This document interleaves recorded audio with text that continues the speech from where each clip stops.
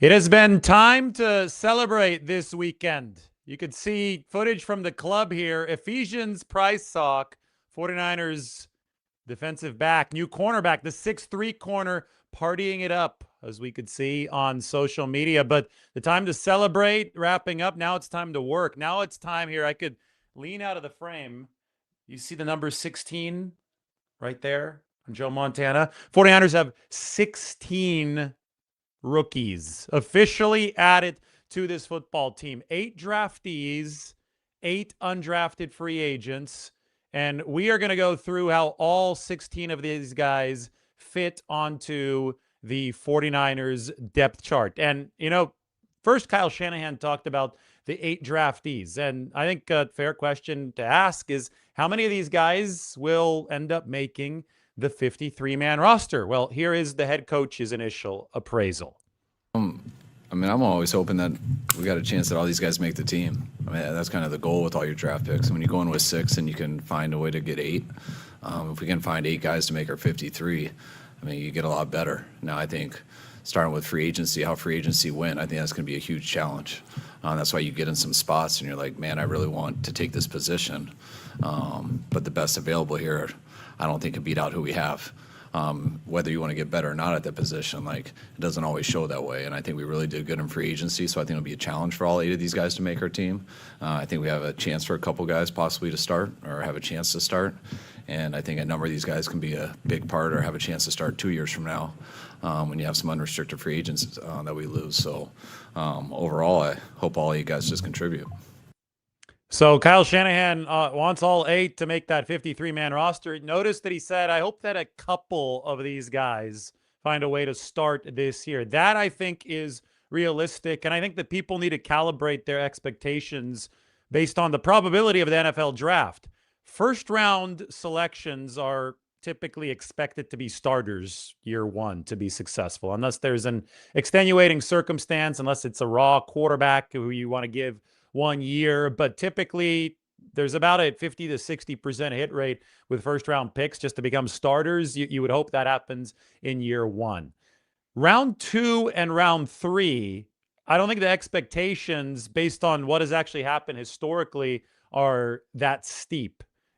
Third round guys, you probably would hope, okay, they contribute now somehow, some way, but they don't develop into starters until year 3 or 4. And you could hear Kyle Shanahan starting to talk a little bit about that down the road once the 49ers start losing unrestricted free agents. The offense is old right now. There could be an age-out moment. There could be a massive inflection point in the 2027 offseason to open up new roster space. Anybody that is selected from round 4 onward, so day 3, those are all developmental projects of some sort. Some are going to be more ready than others, and we're going to talk about everybody today that the 49ers added onto this 90-man roster, and we'll talk about the later round picks as well, and we'll say, okay, maybe this guy does have a chance to play more this year than somebody else who went on day 3. It certainly is a case-by-case basis. But you heard Kyle Shanahan talk, and we could start with the 49ers' first pick. He went in the second round, first selection of the second round, number 33 overall, the receiver De'Zhaun Stribling. He's not going to be a starter immediately. As you can see here, the 49ers set it up in free agency, so that wouldn't have to happen. Yet we still expected them to go after a wide receiver early in this draft, and it did happen. Mike Evans is the starting X. Ricky Pearsall is the starting Z. That is the flanker. X is the split end, so that's going to be your big, strong X wide receiver who's lined up without going in motion on the line of scrimmage. And then the slot, you could either have a smaller slot or you can have a bigger slot receiver. You can run a little bit of both. And I think that the 49ers are essentially going to split slot duties between the starter, Christian Kirk, a veteran, shorter guy though, not 6 feet tall, and the bigger slot, De'Zhaun Stribling. Imagine if Jauan Jennings, and we had thought about this for years, there had been talk around the 49ers commentators, what if Jauan Jennings ran a 4.3 instead of a 4.7? Because he ran a 4.7 coming out of Tennessee, and that's why he wasn't picked until the 7th round of the 2020 draft. Well, if Jauan Jennings had run a 4.3 instead of a 4.7, he would be a first or a second-round pick. I think there's a lot to like about De'Zhaun Stribling in that he does some of the stuff physically that Jauan Jennings did. He's a great run blocker. He's good after the catch, but he adds 4.36 speed into it. So that's why he was drafted at number 33 overall. Stribling and Kirk make a good big slot, small slot combination. You've got to be versatile to play right away in Kyle Shanahan's system. And when the 49ers first drafted Stribling the other day, I talked a little bit about potentially him contributing or filling in at X for Mike Evans. And maybe down the road he does that. Jawan Jennings played the X for the 49ers this past season. He did in 2024 as well after Brandon Ayuk got hurt because the 49ers didn't have a true X in there. Demarcus Robinson is a backup at the X position, but Jawan Jennings had to hold the torch at the X, and it wasn't all that easy, but he had the body size to do it.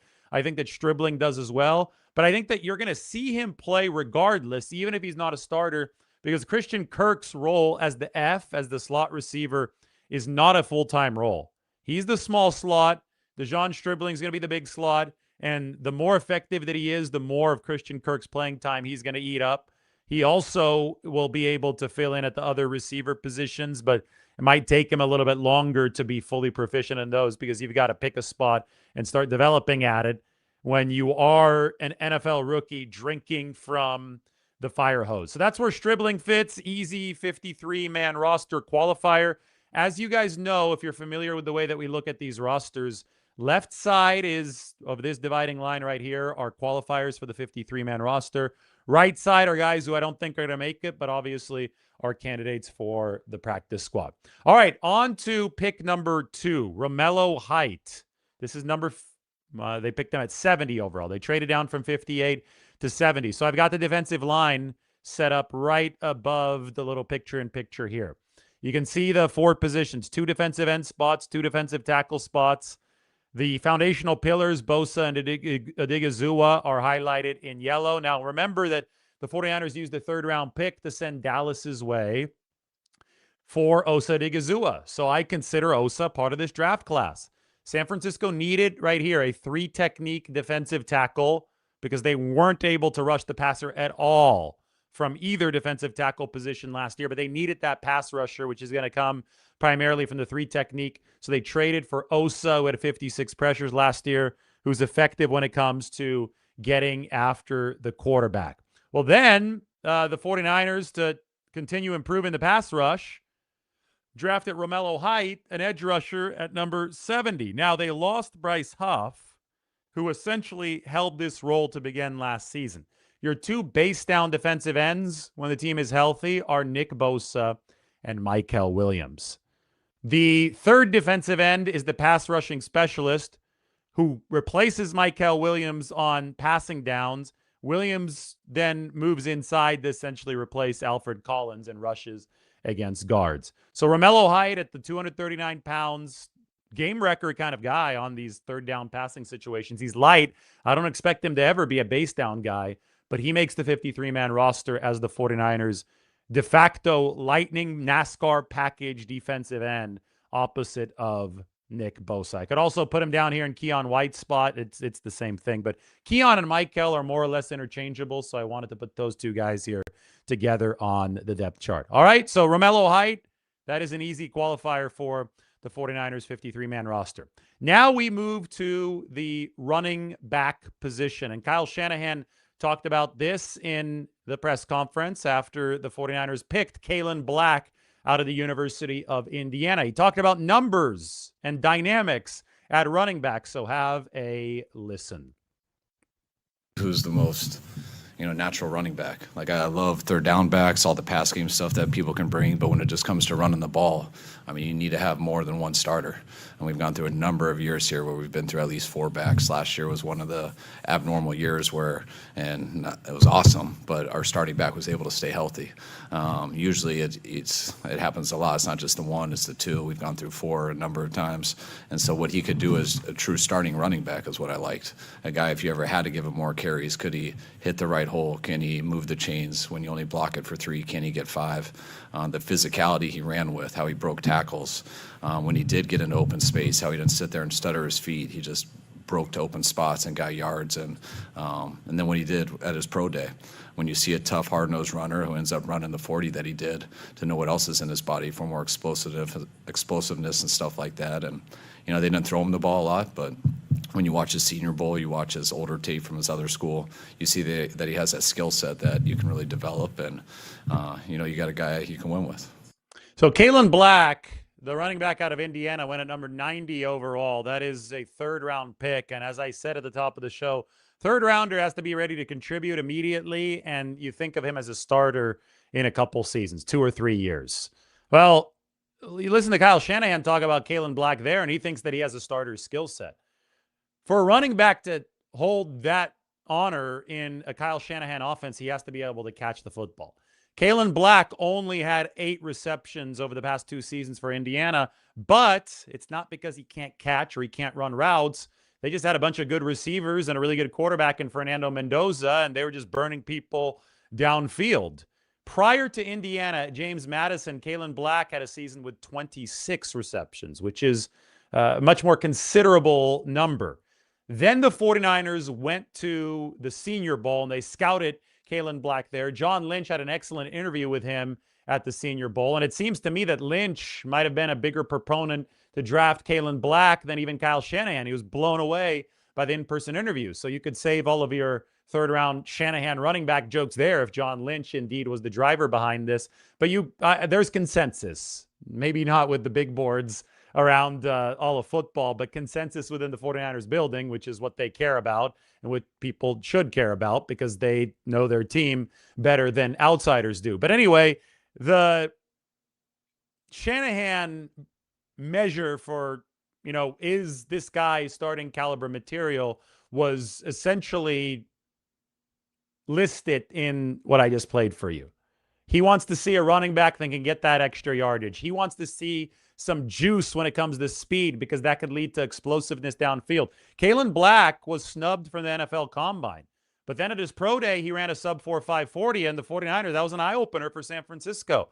The guy can squat 515 pounds. He could bench 400 pounds. There probably should not be any doubt about Kalen Black's work ethic and his focus, considering that he followed this guy from James Madison to Indiana. That is Curt Cignetti, the head coach of the Hoosiers and the most successful coach in college football right now. He wanted Kalen Black. Kalen Black wanted to follow him and be his running back with Indiana Hoosiers. And Kalen Black ended up leading the national champions, the 16-0 national champions, with 10 rushing touchdowns last year. So anyway, to the depth chart at running back, I think that Kalen Black is immediately going to thrust himself into that number 2 back role. It's vacated now because the 49ers let Brian Robinson Jr. walk in free agency.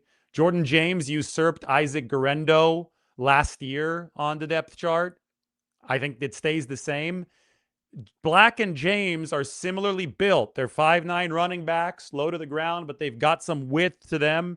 And they can absorb contact. They've got good contact balance. But Black is a much, much more impressive athlete than Jordan James, who went in the 5th round last year. James actually was the one guy who didn't have a very good relative athletic score for the 49ers in last year's NFL draft. So I think Kalen Black, who's good, who's solid, who's one of the many solid relative athletic scores, he's got a little bit more juice, a little bit more open field speed.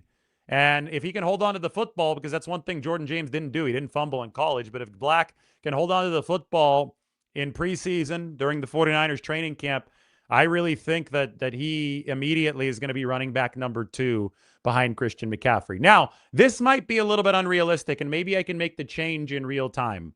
But as you can see here, I only have 3 running backs plus Kyle Juszczyk making the 49ers 53-man roster. In the past, they've always taken 4 running backs on the 53. Now, I've got a counter down here. I have 53 of 53-man spots taken.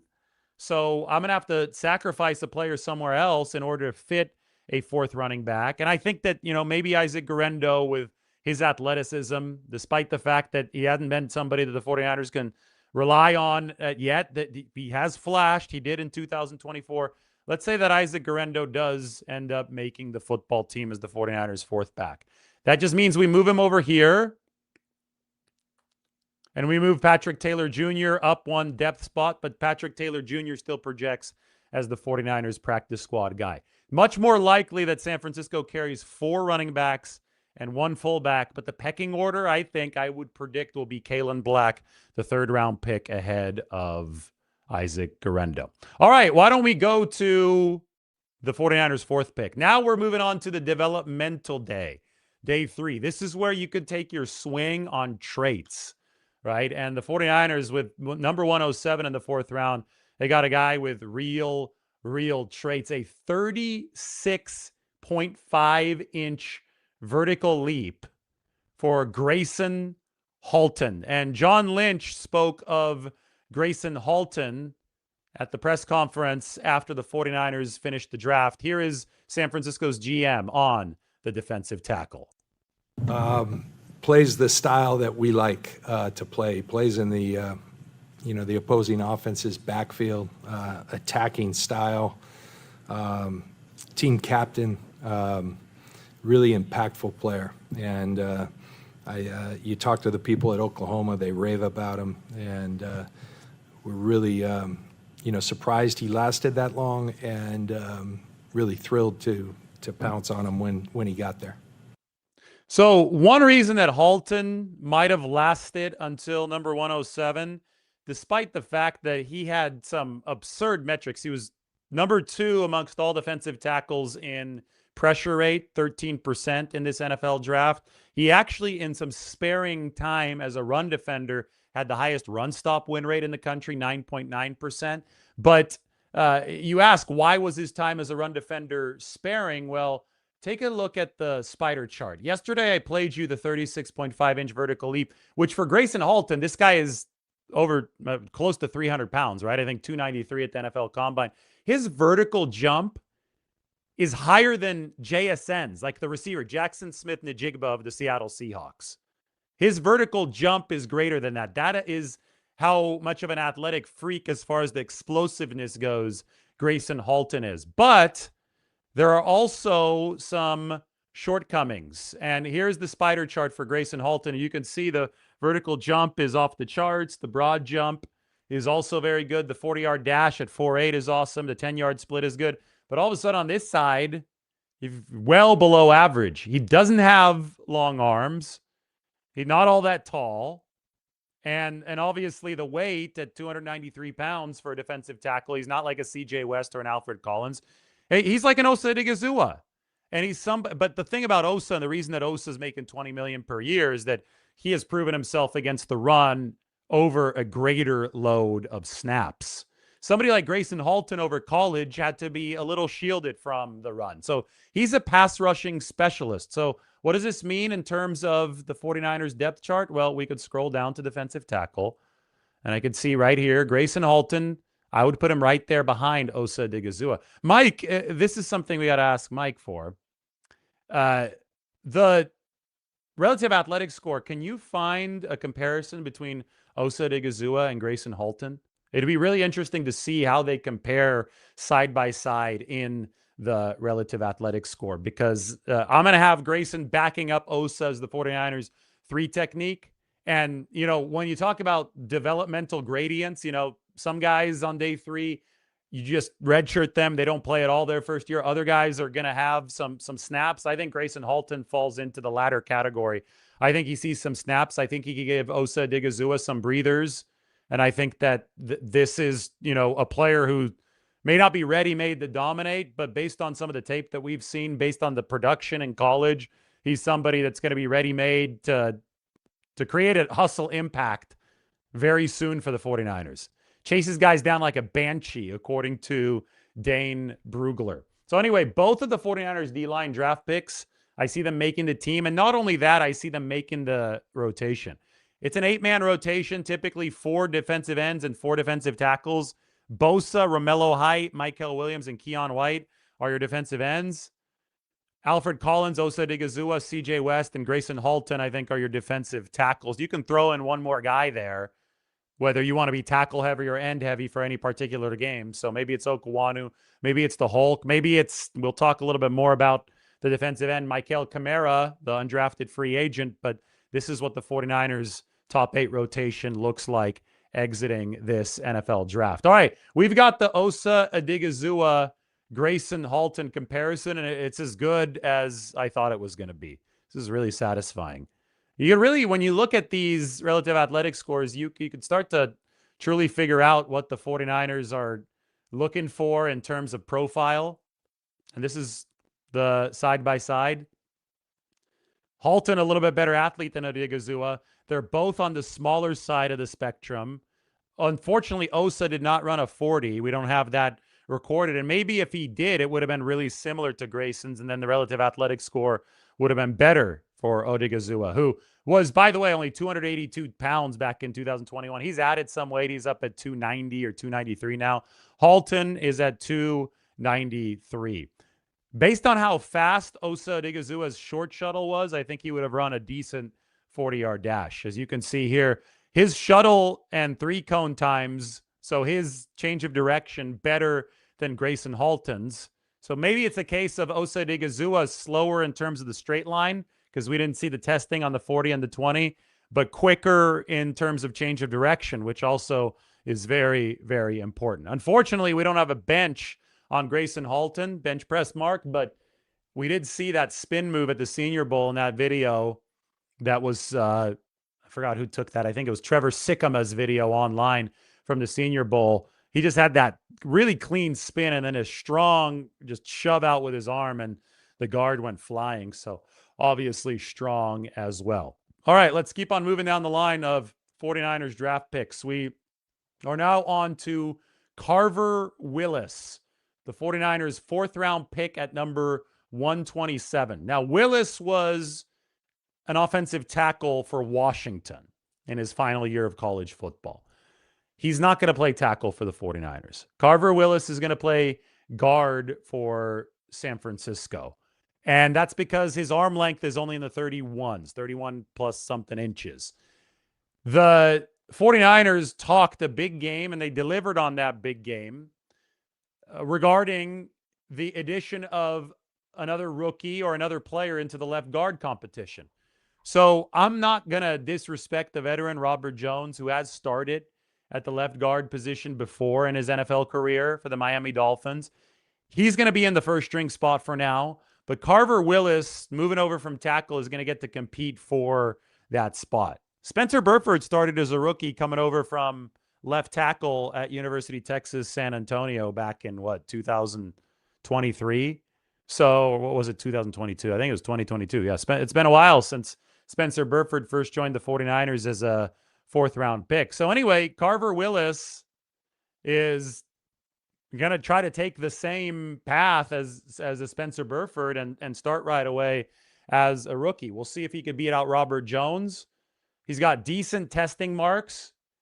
They definitely match up better against other guards than other tackles, but the question will be how quickly can he adapt to life on the interior of the line, and that's going to be the first time for Carver Willis at the NFL level. All right, now we move on to Ephesians Prysock. We opened up the show with video of Ephesians Prysock partying at the club.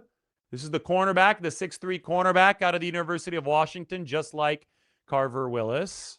Well, where does he slot into this 49ers depth chart? I think this one is simple.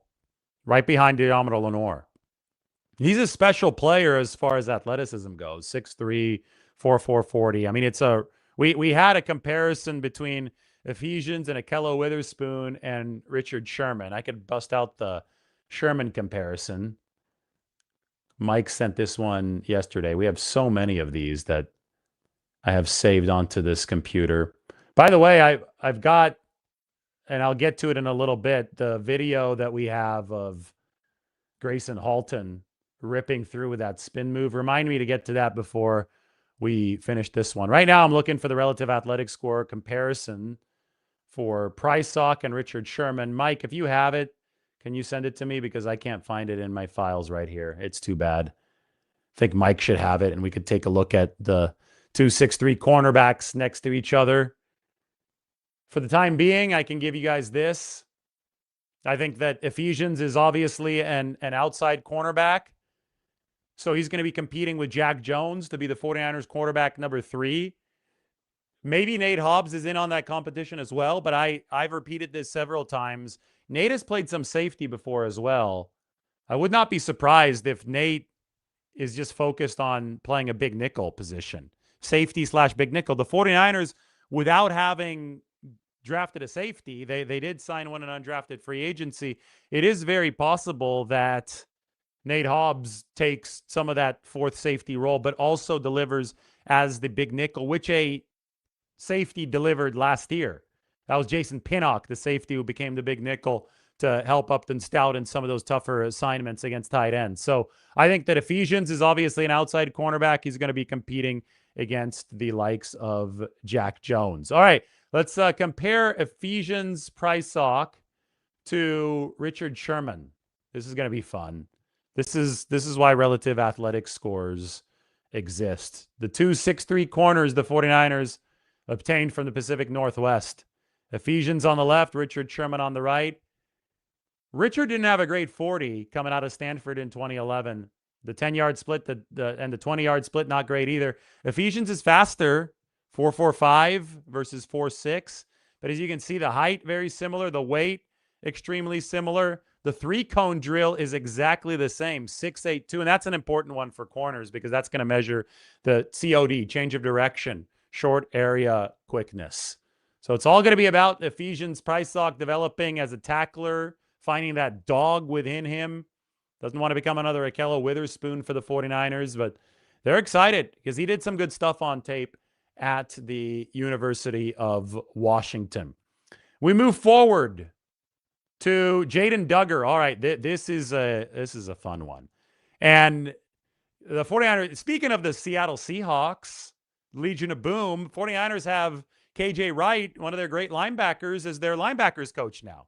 And KJ was a 6'4" linebacker. He was abnormally tall, kind of like Fred Warner is abnormally tall. Well, the 49ers drafted Jaden Duggar, and Matt Barrows, it was great because Matt was doing similar stuff as us and looking at different profiles, and he tweeted, I think that Jaden Duggar and KJ Wright are very similar. And, well, the 49ers actually noticed that. Here's John Lynch on this entire situation. I was looking through my phone after I saw something. I said, Kyle Barrows is pretty perceptive because I remember a draft meeting where KJ, was becoming extremely convicted on the young man. And I said, wait just a sec, throw up KJ's card. We got this cool tale of the tape. And I said, you're trying to draft yourself. and I think he was. And if we come anywhere close to that, it'd be a really good thing. Duggar was a cool prospect. Interesting story. Went to Georgetown as a safety. After 2 years, goes to Lafayette and is playing kind of an edge. This year, they moved him to linebacker. Plays some over the slot. So 84.5-inch wingspan, 35-inch arms.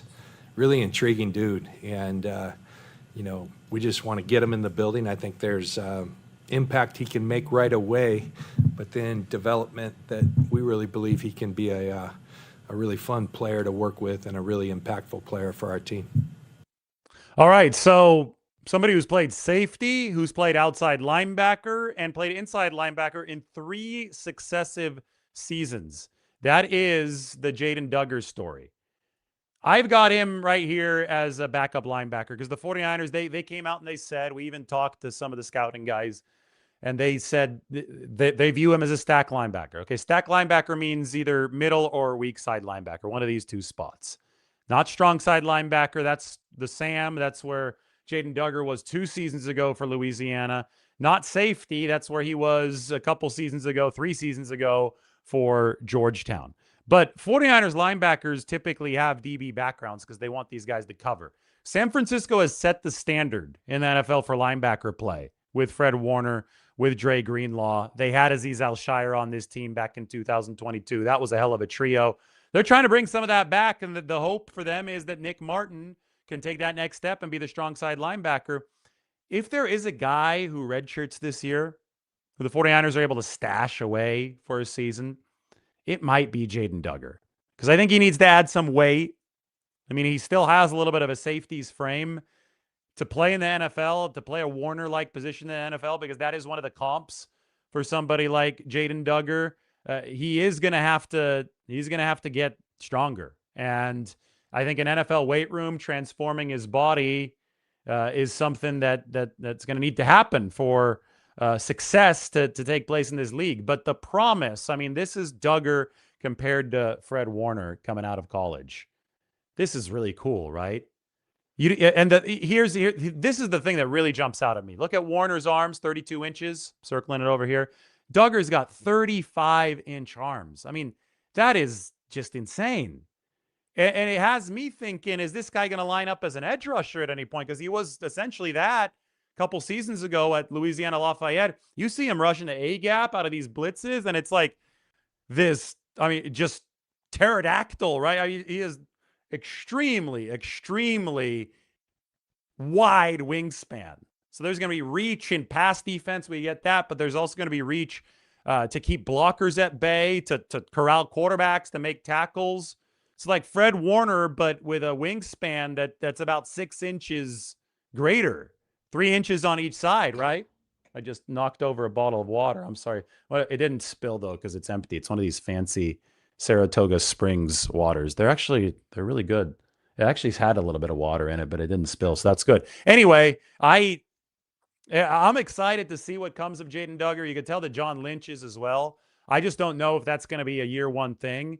And if it's not, well, then that's a player that you might stash. And that could be a position if he does end up on IR or whatever, if he is stashed for the 2026 season, then you only carry 5 linebackers, and then all of a sudden you can cut this from 54 to 53 if you are San Francisco. We are now on the last 49ers draft pick, and that for San Francisco is Enrique Cruz Jr., the fastest offensive lineman in the 2026 draft class. The guy hit 20.69 miles an hour. Now, the thing about Cruz, he's so fast, and I think that we've got a relative athletic score or we have a spider chart for him right here.